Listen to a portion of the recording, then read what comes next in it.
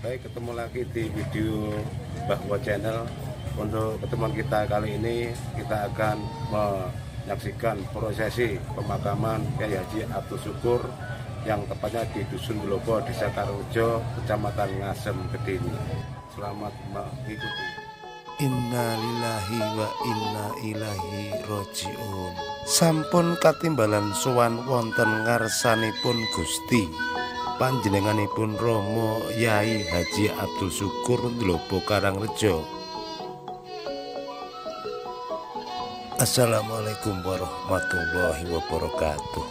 Nuwun Rama Yai Ibu Nyai ingkang tansah sinanding ing kitab suci, para pinesepuh aji sepuh ingkang pantes pinunti, saha para pepundhen ingkang tansah hanengenaken tindak kautamen, sugeng para minulya kakung miwah putri ingkang kawula tresnani, ugi para pangarsaning negari ingkang tansah tinulat saha dados pangayomaning para kawula daksih. Teng mriki kawula badhe ngaturaken wonten ngaso panjenengan sami prosesi pemakaman Kyai Haji Abdul Syukur ingkang hamengku gati Pondok Pesantren Al Islah ingkang mapan lenggah wonten Dusun Dulopo, Desa Karangrejo, Kecamatan Ngasem, Kabupaten Kediri. Kawit tabuh pitu enjang menika wonten dalan Jayabaya sampun dipun kebaki para dulur-dulur sami nderek bela sungkawa rawuh ana dalemipun Kyai Haji Abdul Syukur, para santri, tangga teparo, para ulama, tokoh-tokoh masyarakat, staf keamanan, ugi tumut mangestreni lelayon dumugi wonten dalemipun Kyai Haji Abdul Syukur. Para sutrisna, Kyai Haji Abdul Syukur ingkang sampun katimbalan sowan wonten ngarsanipun Gusti wondene jenazah badhe dipun makomaken dinten Minggu 29 November 2022 wonten makom Sarian Umum Dulopo. Kaya mengkono dulur, wong urip mono kudu tansah eling marang kang nitahake urip ing alam donya. Kudu tansah mawas marang sangkan paraning dumadi. Saka ngendi bibit kawite urip, ana ngendi saiki dumunung lan papan ngendi kang tembene bakal dituju. Kahanan kang bisa direngkuh ora kena njalari lali marang kodrati minangka kawulane Gusti, saengga ora nglali yen apa kang diduweni mung minangka titipan utawa amanate kang gawe urip. Kaya dene kahanan urip kang dilakoni manungsa kena digambarake kaya dene cakra manggilingan utawa roda kreta kang ana saperangane roda sawijining wektu mapan ing dhuwur, nanging ing kala wektu liyane gati mapan ing ngisor. Manungsa kudu tansah pasrah sumarah marang kang gawe urip lan sabar anarima ing pandum. Tansah mawas diri lan duweni keyakinan kang kuat menawa urip ing alam donya iki mung sawetara mampir ngombe.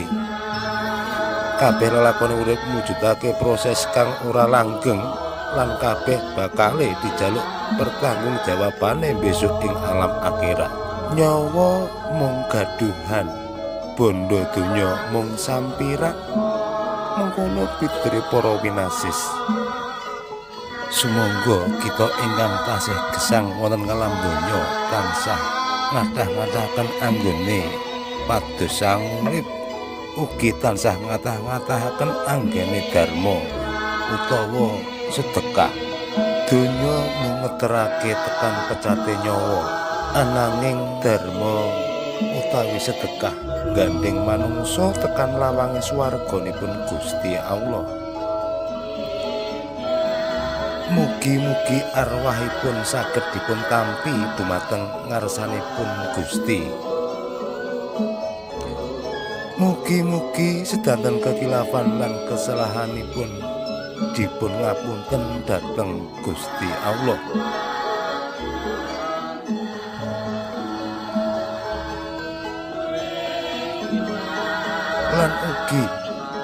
Lan mugi-mugi amal kesaenanipun dipun tampi dening Gusti, lan mugi-mugi Gusti paring kekiyatan dhateng keluarga ingkang dipun tilar wonten alam donya.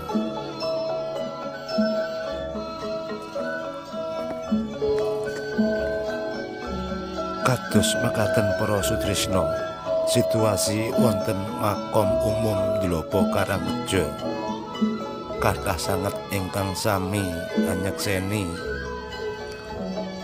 lan paring hormat dumateng panjenenganipun Rama Yai Haji Abdul Syukur. Munggo leres sanget para sutresna piantun ingkang tindak tandukipun sae, tumindakipun apik, mesti bakal dipun tresnani, dipun senengi dening para warga. Ora mokal ingkang sami hormat kathah sanget.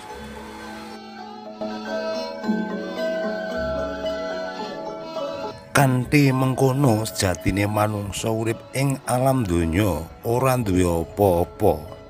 Kaya dene nalika dilairake manungsa ora nggawa apa-apa, semono uga mengko yen wis tumeka titi wancine sowan ing ngarsaning Gusti, uga ora sangu apa-apa.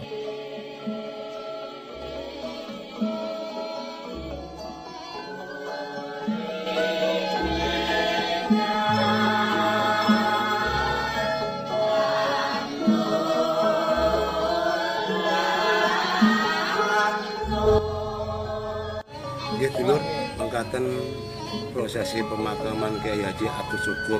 Mugi bidipun wonten guna lan manfaatipun ugi barokah dumateng kita sami. Nuwun.